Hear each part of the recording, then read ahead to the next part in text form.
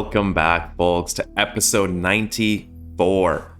So, got a little bit of news for you guys. Next week, I'm heading off to a small little island in South Korea called Jeju. Jeju. I hope I'm saying that right. But the APT has reached out, and I will be doing some tournament commentary on the Asia Poker Tour. So I'm very, very excited for that. Huge shout out to the APT team, and yeah, super excited. As such, I have been brushing up on my tournament skills, learning a little bit about ICM, as well as bet sizes that are way too small for my liking. But that is going to be in the next vlog, maybe 2 vlogs from now. But this vlog here, we headed down to Park Casino, try to get a little bit of redemption, get out of the red or black, whichever one means negative, and it went well. We had a monster session, lots of big bets, lots of hands. Let's take you guys down to Park Casino.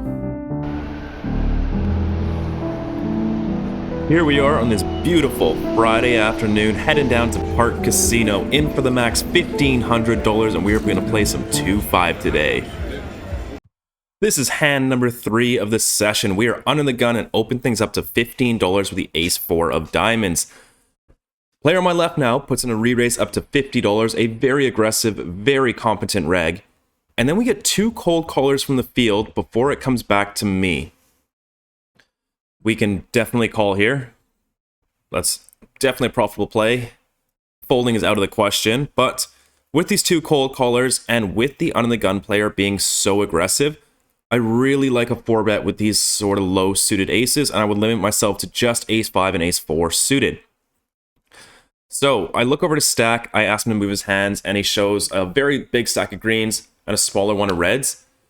And the greens look around 800. And then for some reason I added the reds as another 500. Because I don't know. So I thought he's got around $1,400 behind. So I make a normal size 4-bet up to $300 with the intention of folding if he does go all in. After about 20 seconds, my opponent does announce all in. Every time I 4-bet here at Park, it just goes so bad. And what's even worse is when it folds back to me, I look over to stack and realize that I've miscounted, and he only has a stack of $920. Which means that as long as my opponent doesn't have aces, we have to make the call. It's $600 to win $2,000. We're always going to have roughly 30% equity against a hand like pocket kings or even ace king. So this sucks. We are all in pre-flop, and there's a 4 in our hand for $1,000 on our 3rd hand. Disaster. I make the call, and this is one of the few times that I don't even want to show my hand pre-flop because I'm just embarrassed. Who calls an all-in with ace-4 suited? But we go to a flop of queen, jack, 7, 2 diamonds, and I didn't even notice that the diamonds were out there. The turn, it's a jack of spades, river, 5 of diamonds. I tell my opponent he's good, and he rolls over the ace-king suited before I realize that I have the nut flush. And, oh, I felt bad about this one. But we are off to a very good start, even though I messed up that hand terribly. Let's start paying attention and try not to turn this session into a train wreck. We have a cutoff limit to 5. Button has raised it up to $20. We look down at pocket queens in the small blind. Definitely going to put in the raise here, and I notice my opponent does in fact have a $1,000 stack this time. So a normal size 3-bet is in order. Bump it up to $80, and only the button makes the call. We're taking a flop heads up, and boy oh boy is it good. It comes down queen 10-10 rainbow. Pretty good board for me overall, but I think a lot of my hands are going to benefit from a very small sizing here.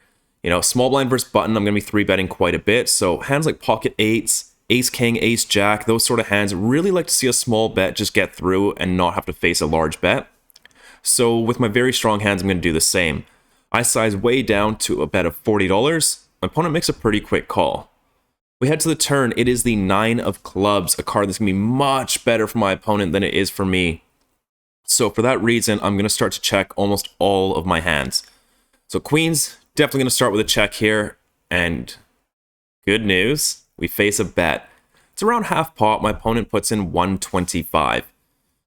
Gonna think for a bit, but I don't think we should raise here. I think a call is just the best option, so that is what I do. We're heading to the river. It is the 9 of hearts, putting a double pair on the board. I check once again. I know a lot of people like to lead here. They're just scared of missing on value, but it gets really tough to play, and you also become extremely easy to play against if you start leading very good hands on the river like this. So I'm going to check it over, and the button's thinking, please put in a bet. And he obliges with a bet of $350. I think about it for a bit, and I just don't see my opponent ever bluffing here, so I don't really think there was any need to like fake tank. He probably just has a 10. So after about 30 seconds, I decide to move all in. My opponent snaps. Please don't have pocket 10s. And we show, and it is good, and we are doubling up once again. We are up to a $3,500-ish stack now. And it's only been like half an hour. Great start to this session. Okay, so in these next two hands, the dealer that came by, they didn't want me recording the table. It is their table, you gotta respect that. So we did miss a couple hands here. But in this hand, we have an under the gun open to 15, middle position, hijack, cutoff button, and small blind have called. That is a lot of money in the pot. And we look down at ace, king off in the big blind. What a spot. I bump it up to $150, folds all the way around before the small blind makes the call. So we almost didn't get action there, but we're going heads up to this flop, which comes down unbelievable. Ace, king, 3, rainbow. We have top 2. My opponent checks to me. I don't think we're going to get too much action here, and this board's going to be so much better for me that I just want to put in a very small bet here. So I'll put in a bet of only $30, like 10% pot. And to my surprise, my opponent now raises to 200. Little bit unsettling just because of the way I've been running for the last 3 weeks here. Even in the full house hand, last hand, I thought that my opponent probably has quads. But you got to kind of just shut those thoughts out. You have top 2, just call. So that is what I do, and we take a turn. It is the 6 of hearts. Complete blank, and my opponent once again puts in another bet of $525. He doesn't even have that much behind. I have top 2 and it doesn't feel good. But this is a no-brainer call, so I once again make the call. We take a river. It is the Jack of hearts, pretty much a brick. We do have the King of hearts, which kind of blocks a few flushes if he was going nuts with, like, you can't have King 3 of hearts, for instance, but all in all, pretty much a brick. I don't expect to have any flushes. I don't check. He now moves all in for $425. I give it about 5 seconds of thought before I go, I have ace king, and I put it in the middle, and he says ace king is good. And we managed to scoop this $2,600 pots coming our way. I really shouldn't have felt bad about that. I have top 2. It should feel good when this happens. But anyways, that is a nice pot coming our way. We open up the 10-8 of diamonds in the hijack to $15. Small blind and big blind make the call. Heads up to a flop of king, 8, 8. That's trips on the flop. What a session. I am loving this, you guys. Small blind and big blind check. We put in a small bet as we would with all our hands. $15 into the middle, and only the big blind continues. Turn is a 4 of spades, a total brick, and the big blind checks it over to me once again. Now on these bricks, you kind of want to go for the overbets, but on paired boards, not really. So this time I decided to go for a pot size bet of around $80. After a little bit of thinking, my opponent does continue. We see the 9 of spades on the river. It really doesn't change a whole lot. My opponent once again checks it to me, and I definitely want to go for the overbet now. We can have some hands at like 7-5 of clubs, maybe some weird, 7-5 of hearts that really go for it. So we do have some bluffs here, and they all want to go big. I put in a 1.5x overbet. I put in $350 into the middle. My opponent gives it quite a bit of thought. But after a little bit of thinking, he decides to stick in the money. We announce trips, and we are winning yet another pot in this session. Let's go. Back to the live clips. We pick up pocket jacks, and there's an under the gun raise to 15. Hijack and cutoff is called. Could definitely flat here on the button, but this time I decide to be aggressive in position and re-raise it up to $80. Folds around, and this really thins out the field because all of my opponents make the call. We are going 4 ways to this flop. and it's not great. It's queen 10-7, 2 hearts, 1 club. Action checks to me, and this hand is just way too middling to be wanting to bet here. If I had a hand like maybe pocket 8s that could use some protection, even that is just getting a little bit silly. So all in all, this is definitely a check back. Turn is pretty nice. It's a 3 of diamonds, changes nothing. Under the gun checks, and now hijack puts in a bet of $200, around 60% pot here. Cutoff has quite a long tank, 30, 45 seconds before making a fold. Now it's on me, and against most opponents, I would just send this straight into the muck, just straight into there. But against this opponent, he has been bluffing quite a bit. He's active in a lot of pots, and I'm very happy to give back some action, especially when I think that he could be up to a little bit of trickery. So I make the call, and it's nice to see that the under the gun player folds. We're going heads up to this river, and if it's not an ace, a king, or a heart, I'm just going to close my eyes and call. When we see the river, it is the beautiful deuce of clubs. You love to see it. And now the hijack assembles a bet, and it's going to be a big one. He puts in a $500 wager. Little bit concerning. This opponent also does bet top pairs very thin. He bet a jack on like a jack 10, 9, 7, 10 board. So it's double paired, one liner to a straight, the flush is out there, and he bet a jack for like 66% pot. So I'm a little bit worried that he just has like queen 9 suited here and is doing this, but very happy to give this guy some action. He is playing a lot, so I make a very speculative call here, and my opponent announces, "You're good." I show the hand. It is indeed good, and we are winning yet another pot in this session. Let's keep this run going. We open up the 10-9 of clubs to $15 before the player on my left re-raises up to 55. Sort of a larger sizing. I've seen him vary his 3-bet sizings anywhere from 45 to like 65 or sometimes like 80. So I don't know what he's varying them on because I haven't seen enough showdowns yet, but 10-9 of clubs, this deep, we are definitely making the call. So we toss in the call. Let's take a flop. It comes down 10, 9, 3, 2 diamonds, 1 heart. What a session. Gonna start with a check here. And to my dismay, my opponent checks behind. We're gonna take a turn. It is the king of hearts. A card's gonna be much better for my opponent than it is for me.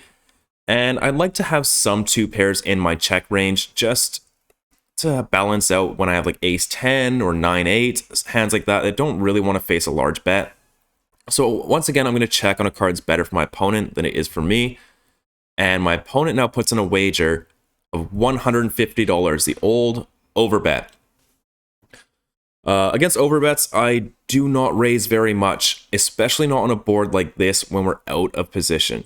Out of position is extremely important because any queen, any jack, any diamond, any heart, any king, any 3 is going to be disastrous for us. That's more than half the deck. And I don't want to pile in money when over half the deck is going to be extremely difficult to navigate when we're out of position. So we have an extremely straightforward call here. So I put in the 150. River is one of those cards. It's not the worst one. It's probably the best one out of one of the bad ones. It is the jack of spades, meaning any queen is a straight. King Jack did get there, some Jack 10s, Jack 9s, quite a few hands, Ace Queen. So definitely going to start with a check here, and I don't really know what I'm going to do against a bet. I started thinking about it, and I think if he had a hand like King Queen, he would be betting this flop. He does tend to bet on these boards that are a bit better for the caller than it is for the raiser if he does have something. So I think all in all, I'm just going to close my eyes and call, but it doesn't count to that. My opponent does check behind. I announce 2 pair. He says that is good, and we're picking up yet another pot. Let's take a look at my chip stack. We're up to an over $5,000 stack. Look at that. I gotta say, this feels good after running bad for the past 3 weeks. We have a middle position raised to $15. I look down at pocket aces. We bump it up to $50, and we get a cold caller from the blinds. You love to see it. Now middle position thinks for a bit, and unfortunately only calls. So we're going 3 ways to this flop, which comes down king 10-5, 2 spades, 1 heart. Action checks to me, definitely going to start with a small bet here. I put in a bet of $50, and unfortunately the action folds all the way around. But you got to include this hand. Who doesn't love seeing pocket aces? This is the final hand of the session. We have an under the gun raise to $15. The player to his left to put in a re-raise up to 45, which is a lot smaller than he normally goes. And I've got Jack 10 suited to his direct left. He's very deep, and this man is here to battle tonight. I am very happy to get in there. I don't want a cold call, so I'm going to put in the cold 4-bet here. We are extremely deep, over 700 big blinds. So I re-raise up to 115. I don't really vary my 4-bet sizings based on stack depth. I think it's... I don't know. I just don't. I don't think it matters that much. But anyways, action folds round, and my opponent does make the call. So we're going heads up to a flop of Queen 8-4, 2 clubs, 1 heart. Not a whole lot going on here. We do have a gut shot to the nuts. So when my opponent checks, I'm going to start with a small bet here. I want to go around 20, 25%. So I'll put $50 in the middle. My opponent makes a quick call. We're going to take a turn. Come on, one time. End this session with a 9. It is the 6 of spades, an upside down 9. Middle position checks once again, and I think that we have a ton of bluffs here. I will have some 7-9 suiteds and some other Jack 10s with the clubs, something like that. So I think if we start using all of our gut shots, we're just going to be way overdoing it. So I decide to check this one back. Let's take a free river. And we do improve. It's the 10 of hearts. Now we have second pair. Middle position thinks for a little bit and then puts in a bet of 150. Man, that's cheap. That is cheap. I think about it for a bit. He can float very wide on the flop. Like very wide. Like some ace kings, ace jacks of clubs. And now might be just trying to steal it. And we don't have to be right that often. This is like, what, 1 in 4 times we have to be correct. And all we have to do is just beat a queen. So, I don't think betting jacks. Maybe he has ace queen. But I think our 10 is probably good here. At least some percentage of the time. So I decide this time, I'm going to make the call. Let's see if it's right. My opponent rolls over. The pocket kings. Unfortunate. It makes a lot of sense. For some reason, I didn't think of kings in the moment. But considering how deep we are and he's out of position, I think kings is just a pure call there. But we still win a massive amount for a 2-5, and it feels very, very good to book a win.